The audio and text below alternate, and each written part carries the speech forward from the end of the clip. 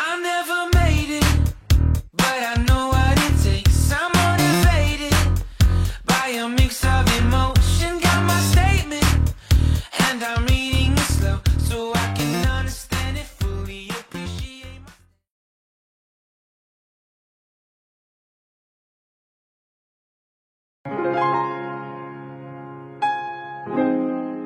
Alors, je m'appelle Maïmouna, j'ai 28 ans, je suis étudiante en droit et je suis stanoise depuis la naissance. Et je suis passionnée de théâtre, c'est une chose importante dans ma vie, donc je le dis. Voilà. J'ai été donc au collège Maurice Thorez ici à Stein, donc qui aujourd'hui s'appelle le collège Barbara, il me semble. Ensuite, j'ai été au lycée Paul-et-Loire à Saint-Denis. J'ai pas été à Utrio parce que je voulais faire une option théâtre qui n'existait que à Paul-et-Loire, en tout cas qui n'existait pas à Utrio. Donc j'ai fait mes études de lycée à Paul-et-Loire, j'ai eu un bac S et ensuite je me suis dirigée vers des études de droit. Alors vous me direz rien à voir avec le bac S, mais en fait j'ai toujours voulu faire du droit. Donc je suis allée en études de droit.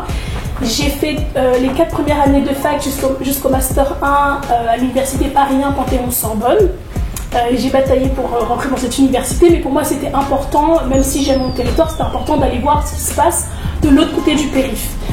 Clairement je me suis pris plein de baffes, mais c'est bien parce que c'est ce qui a forgé mon caractère aujourd'hui. Et ensuite pour mon master 2, je suis revenue à la maison, je suis venue à l'université Paris 8 pour faire un master en droit de la famille. Et il y a 2 ans, j'ai passé le concours du barreau pour devenir avocate. J'ai réussi ce concours. Alors, les gens pensent souvent que quand on passe le concours du barreau, on est avocate. Non. En fait, le concours du barreau permet de rentrer à l'école d'avocat seulement. Et après, on a encore 1 an et demi d'école. Et bon, en fait, ça tombe bien que l'interview tombe aujourd'hui parce que ce matin, j'ai eu les résultats de mes examens de sortie. Et donc, depuis ce matin 9h, je suis officiellement avocate. Voilà.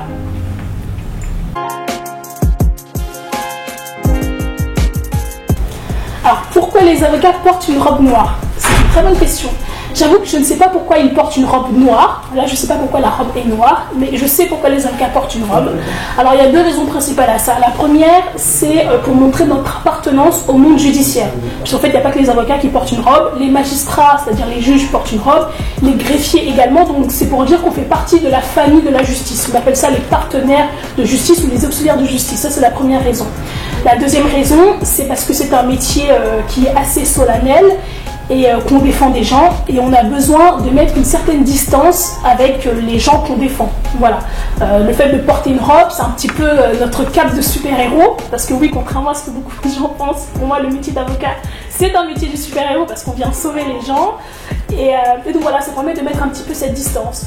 Mais je sais que de base, pour revenir sur la couleur, je sais que de base la robe d'avocat c'était une robe religieuse, c'était une soutane religieuse. Il me semble même que le nombre de boutons qu'il y avait correspondait à l'âge du Christ quand il est décédé. Aujourd'hui c'est plus du tout le cas, on n'a pas tous ces boutons là parce que la robe a été transformée au fil des années.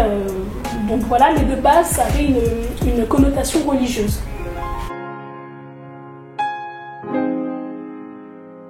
Et j'ai vraiment une belle image en fait de la ville. Toutes les personnes qui me connaissent autour de moi n'arrêtent pas de le dire. On se fout d'ailleurs pas mal de moi à la maison pour ça.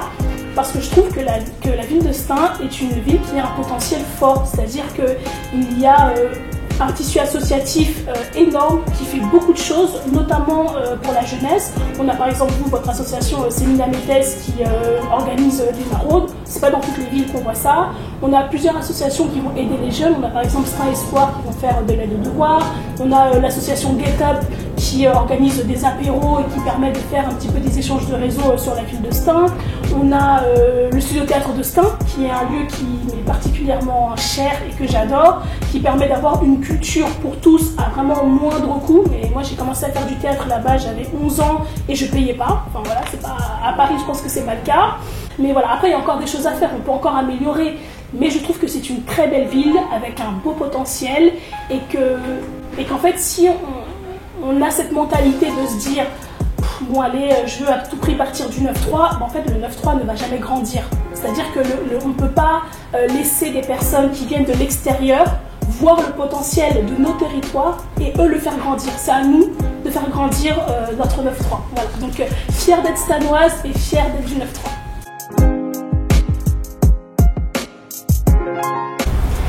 Eloquentia, c'est un concours d'éloquence qui est ouvert à tous, parce que souvent les concours d'éloquence c'est quelque chose de très juridique, mais là pour une fois, donc je pense que c'est un des premiers concours qui est ouvert à tous, qui a débuté à l'université Paris 8, et donc quand j'ai fait mon Master 2 à Paris 8, c'était la deuxième année d'Eloquentia.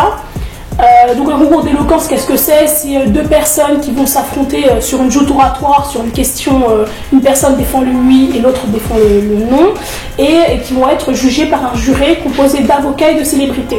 Et donc en fait, pour être honnête, de base, je me suis inscrite au concours tout simplement parce que les personnes qui s'inscrivaient au concours pouvaient bénéficier d'une formation à l'expression publique. Et étant donné que je savais que je voulais devenir avocate, je me suis dit, ah c'est pas mal si j'ai le droit de faire une formation d'expression publique délivrée par des avocats connus.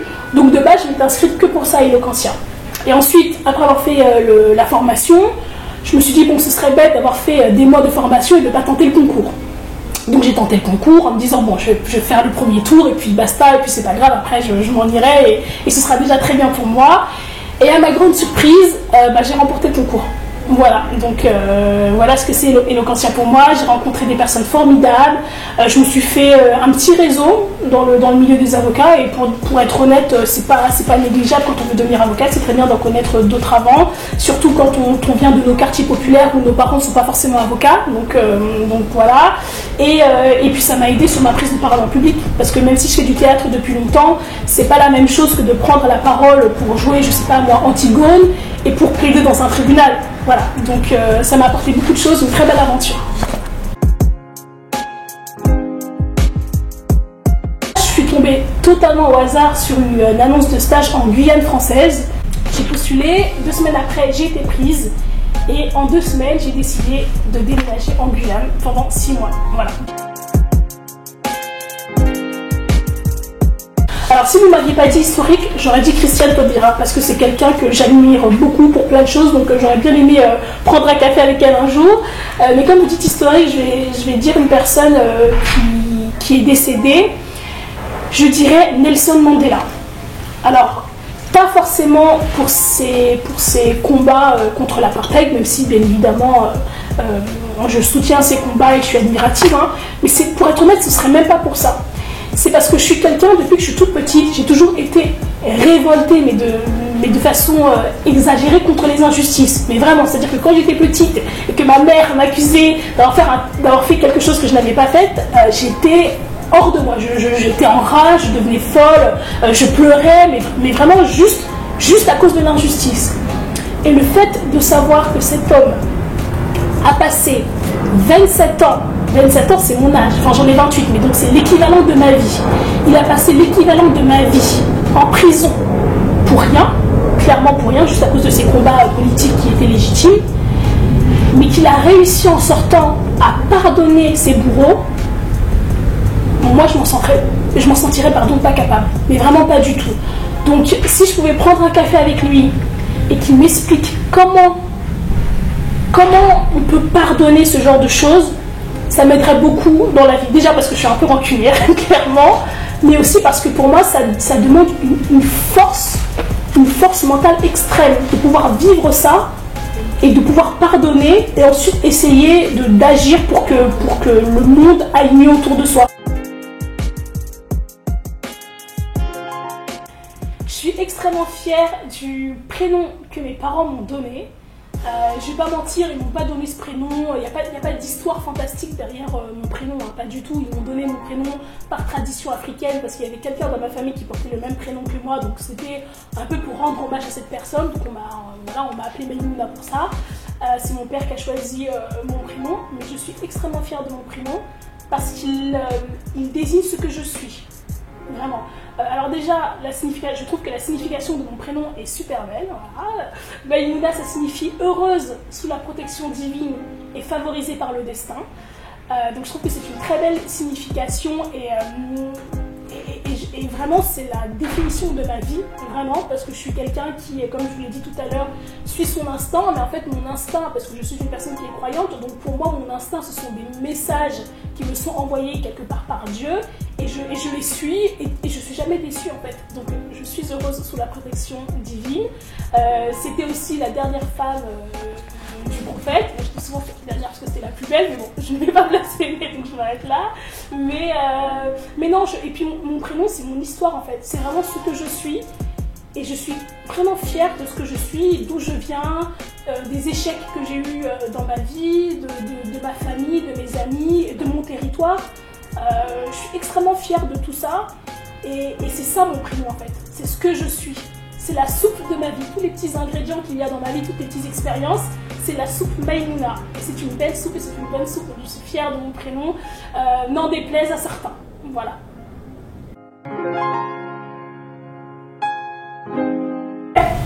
T'inquiète pas meuf, franchement tout va bien se passer, donc t'inquiète même pas une seule seconde, vis ta vie, fais les choix que t'as à faire, au final tout va bien se passer.